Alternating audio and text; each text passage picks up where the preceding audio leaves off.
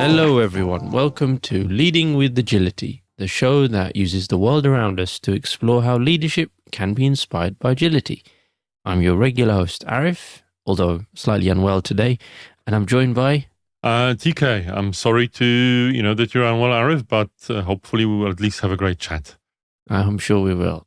Thank you, everyone, for joining us. Yeah, I've come down with quite a bad flu of cold or something or another. So I'm sorry to our listeners if I'm sounding under the weather, but let's hope we have a interesting episode as we always do, and you can enjoy listening to us. So yeah, right. So today's episode, TK, given that the summer holidays here in the UK, especially, are now upon us, I'm sure that many of our listeners, especially those who are parents, or even if you're not parents, it's fine. I'm a parent. You're looking forward to spending time with your family, and you're looking forward to a holiday away, maybe.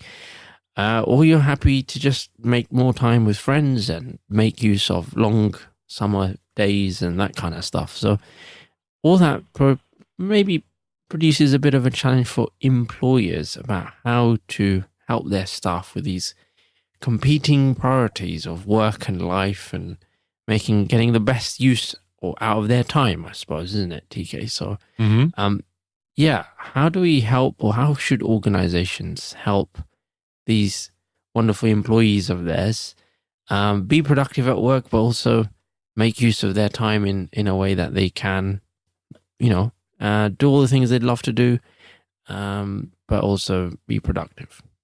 All right. So you mean especially where, people, sometimes I hear you saying vacation mode, right? So there are people in this state of mind.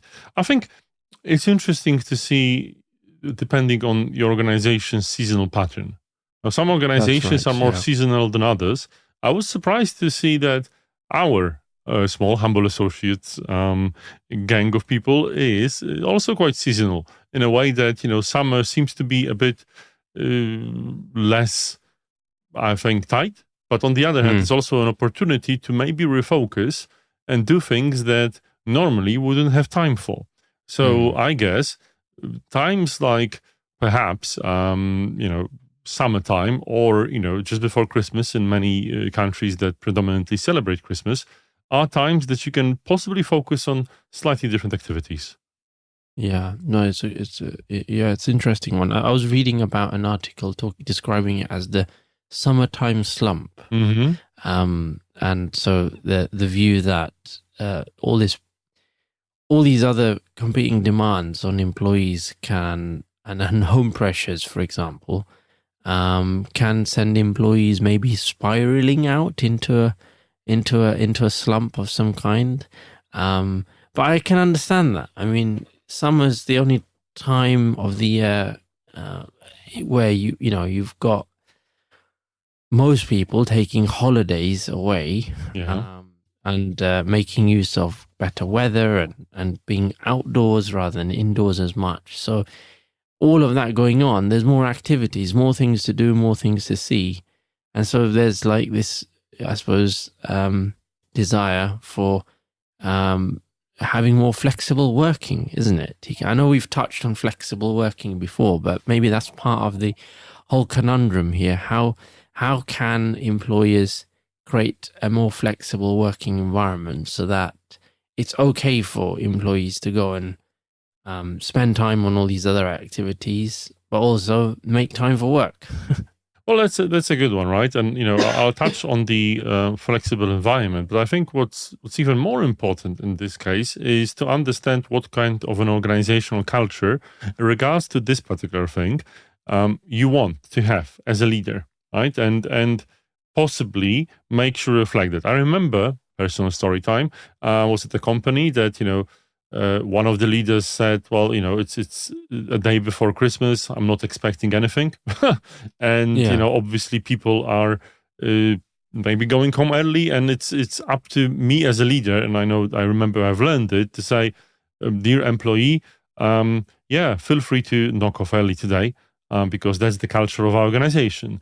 I understand that there are some other organizational cultures, and it's only important to make sure you understand the culture you want, and model the culture you want to have clearly. So there is less ambiguity about that. Like the leader I gave you as an example. And if the culture is okay, well, maybe a week leading. So maybe in the summer, we relax our rules when it comes to, remote work, for instance, or this and that. Even if we have to do it unofficially in our team, that's fine. It's just difficult when people are unsure as to what's available. And I think in many companies in the US, and I think I've seen a nice video by a lady called Liz Warren about what's called unlimited PTO. They call it vacation PTO. And basically what it means is you don't have a specified number of days of vacation. So there's theoretically you have infinitely much, but there's a social pressure not to take that much. So I don't like these situations where things aren't that clear. But then again, it's just me that doesn't like it. Maybe other people want the ambiguity. No, I can understand that. I mean, that idea of social pressure. It's like it's an unsaid rule, and you're forcing a behavior and making people feel guilty about taking care of themselves and taking time away from work because they feel that's what they need, isn't it? And that feels a bit underhand and manipulative as well. It absolutely does. I think this is a perfect example of like a complete manipulation in my eyes, because you put it up as a benefit. Oh, you've got unlimited, time off, but the actual thing is people do that just because they know people will take less time off. It's like so awful, so underhand. And I personally am of the opinion that in many organizations, it's difficult to set the standard, but I guess there are situations, and I'm sure we've all seen it. I've been in an organization when there was no standard for expenses on business trips.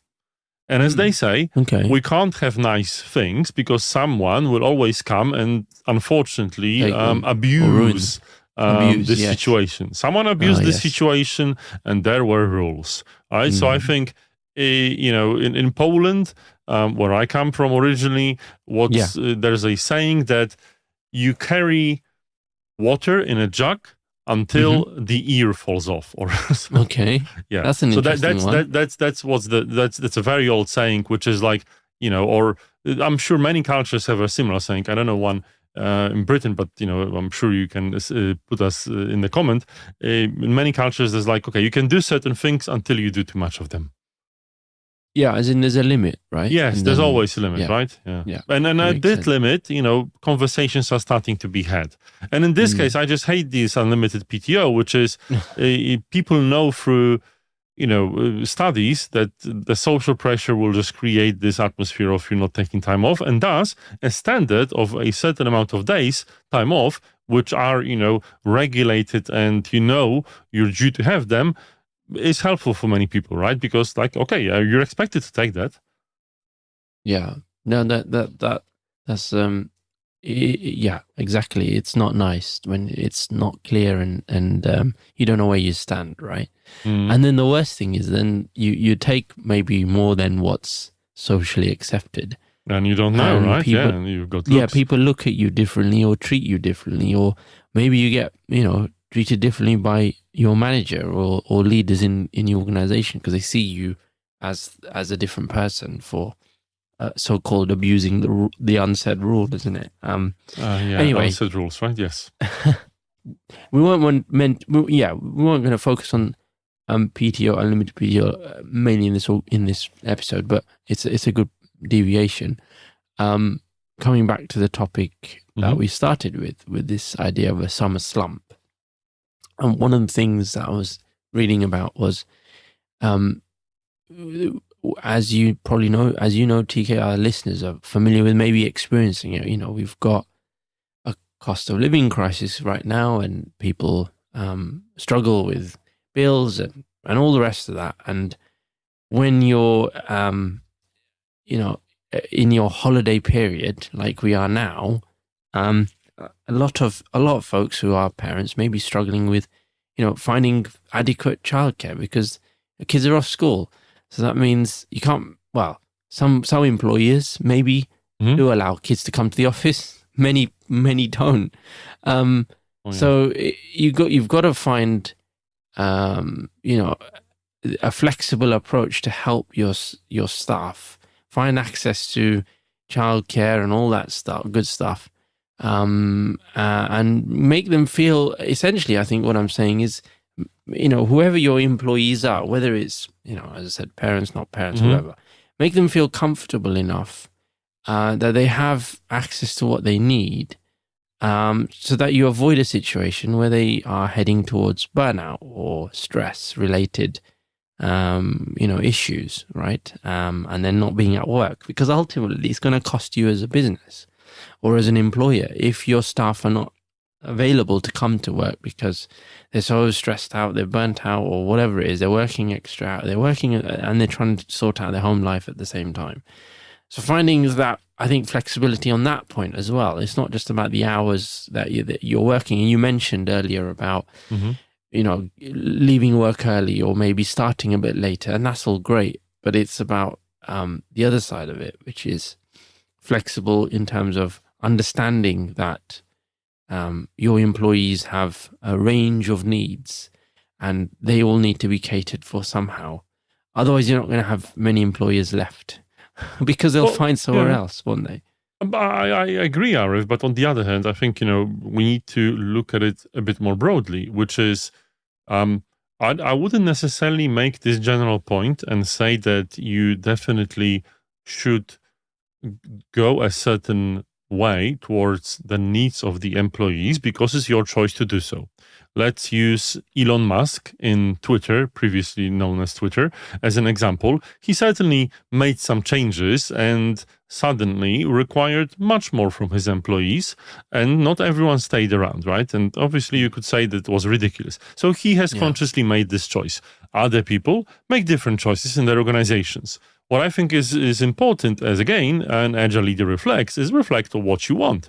If you think like your organization should be more family friendly and enable this because this will in the long run benefit you, or you are just a person that really believes that your business should benefit your employees as well as your customers, which is definitely a good thing. And we've talked about, the body shop and so on, a great cultural thing.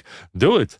If you, however, think that you want to build a culture that prioritizes profit and productivity, you will probably conclude that these actions, these features, these amenities cost in terms of productivity and all the rest, and you will struggle with that. So the question to you is, what's the organization and culture you want to build?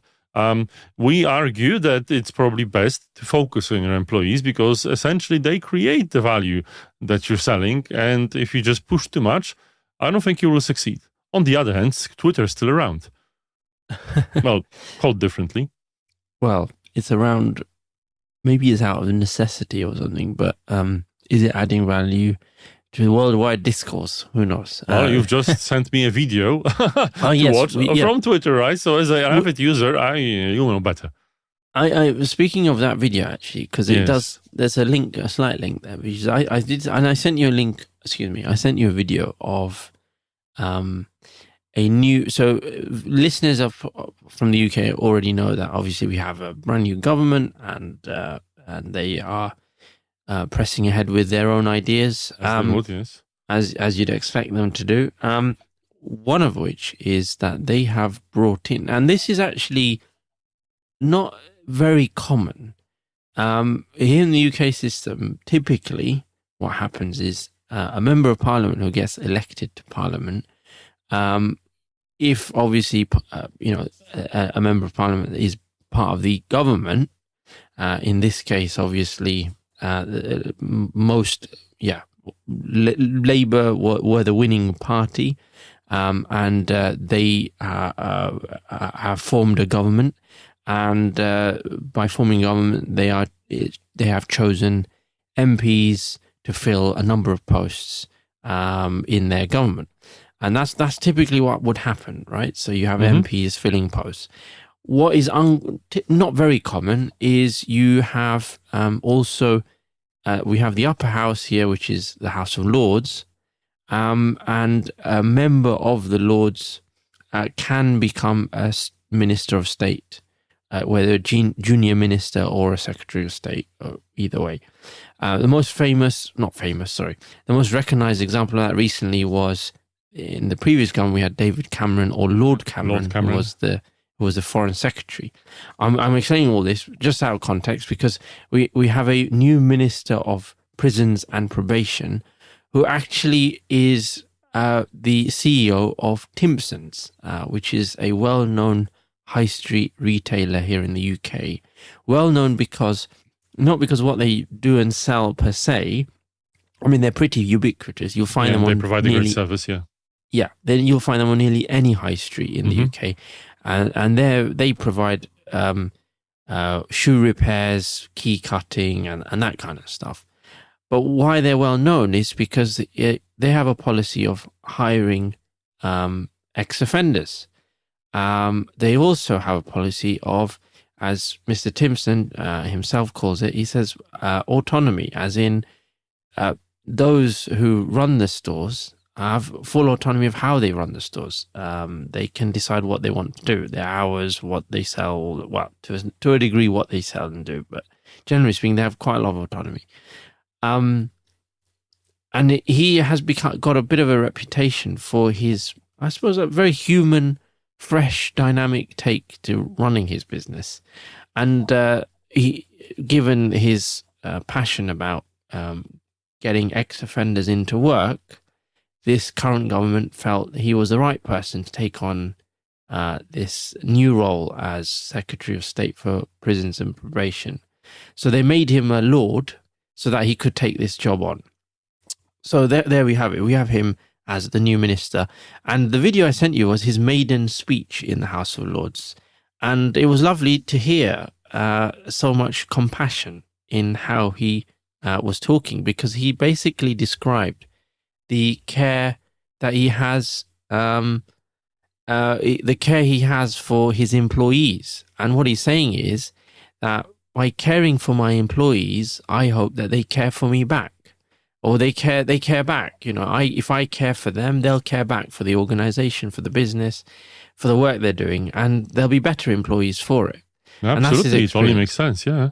Yeah, and I thought that was a really beautiful to hear in a place like that, the House of Lords, where, you know, has maybe its own reputation for various things, and trying to bring a very human-centered approach to a very difficult part of our justice system, so to speak. But the point about being kind and empathetic and all of that, like he described in his maiden speech, I thought chimes nicely what you're saying, TK, about what type of organization are you looking for? What type of organizational culture do you want to create? And that if you are creating that one that is very much people focused and focused on kindness and empathy and all of that, then perhaps you are going to be more interested in your employees' well-being and their health and their needs, and you'll attend to them more in the hope that you'll get more productive employees as a result.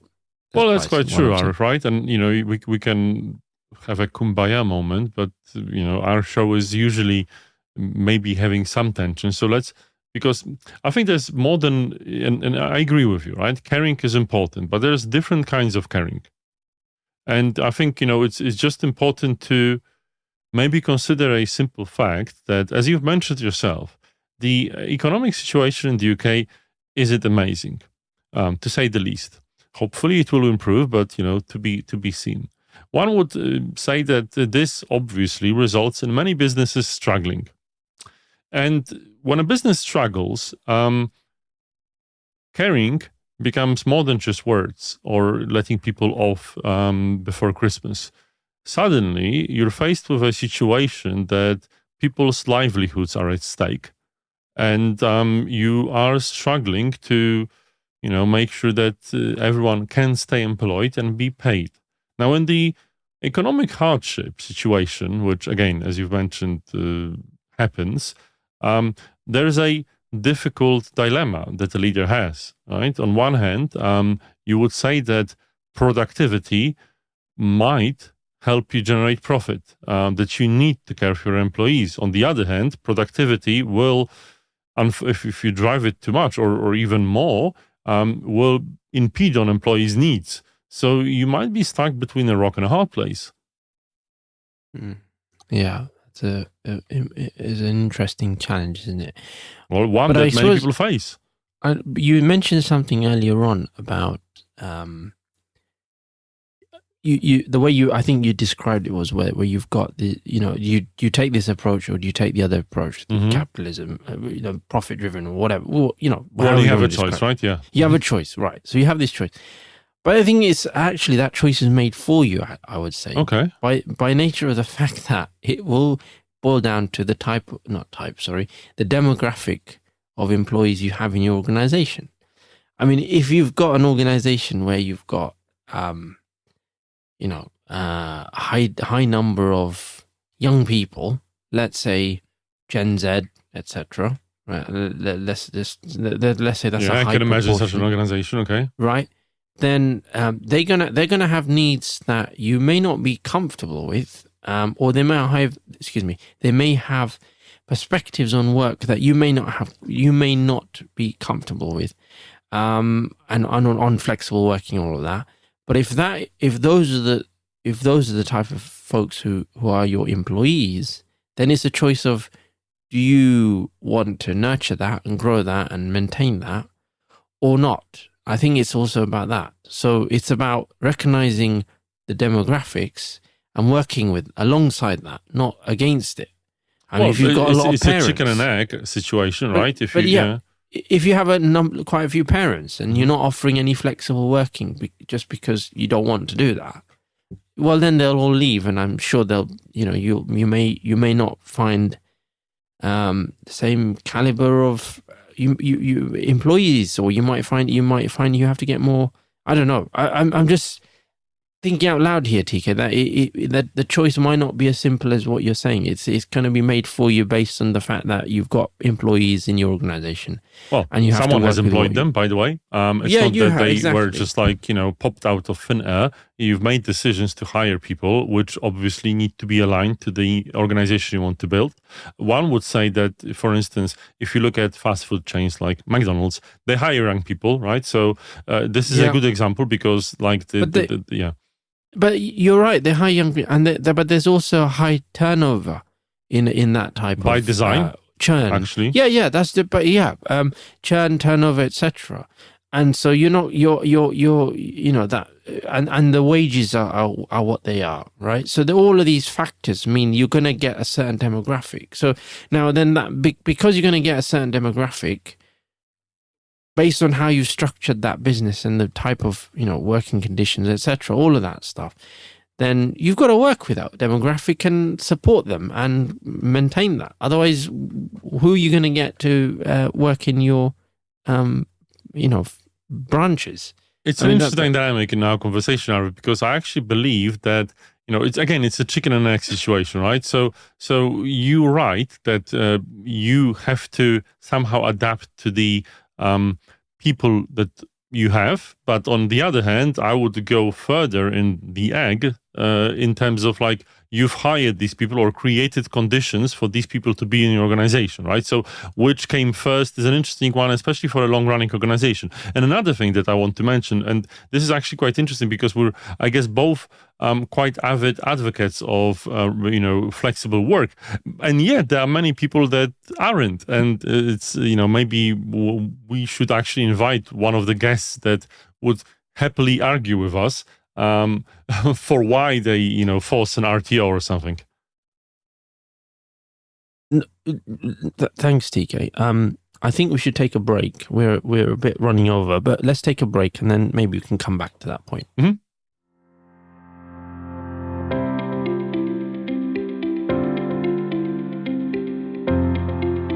As regular listeners will know, each month we host a live LinkedIn webinar with a special guest discussing all things people and leadership.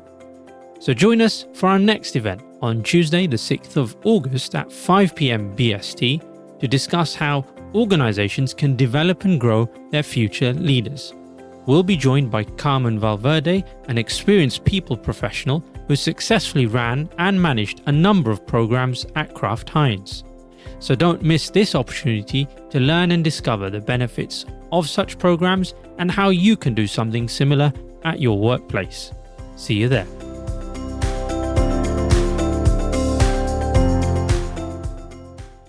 Right. Welcome back, everyone. Before the break, TK, you were making an interesting point. I cut you off a bit there because we are running. We're running a few minutes over. Yeah, so I'm sorry about that. But do you want to come back to what you were trying to articulate there? The main thing. Thank you, Arif. Yeah. It's about the fact that there's different points of view, right? And I think there are people that advocate for more and more or less and less flexibility. Let's call it that. And it's quite popular now. We can say that it's the wrong view, and it in fact data shows that it's not that popular and it's not succeeding. But people have this view still. So it's as much as we can advocate flexibility, one has to notice there's always a price for everything in life. Yeah. No, that's also true. But I think there is then this other perspective of the idea of motivation anyway in the workplace. Okay, right? And I know we've touched on that previously, but if you want to maintain motivation, there are links between well-being and motivation. So, if you ensure that staff are looked after mentally, physically, and you treating them as a whole, and not just employees only, and ignoring the fact that they bring everything to their workplace.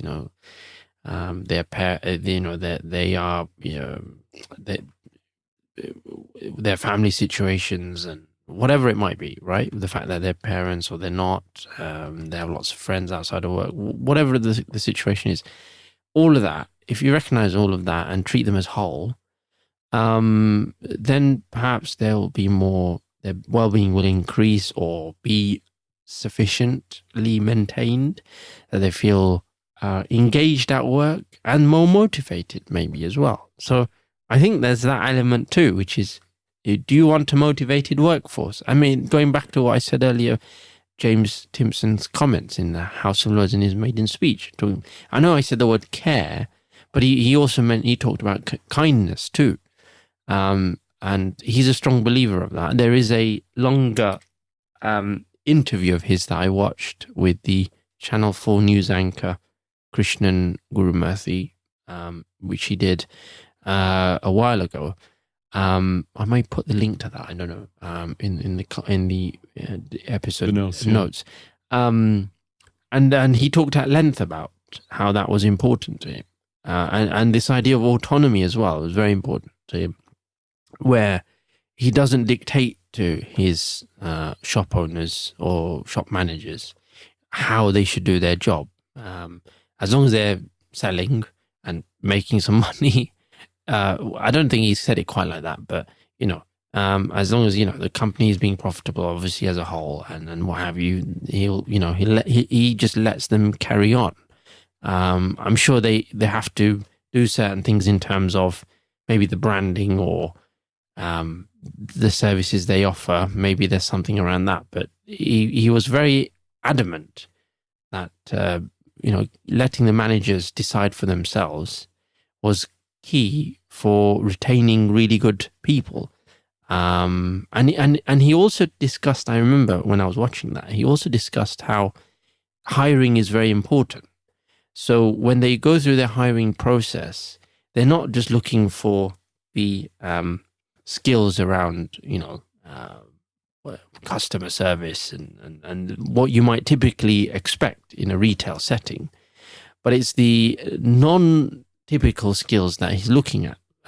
So the interpersonal stuff, and also the willingness to work in a vague environment. Ooh, that was interesting because if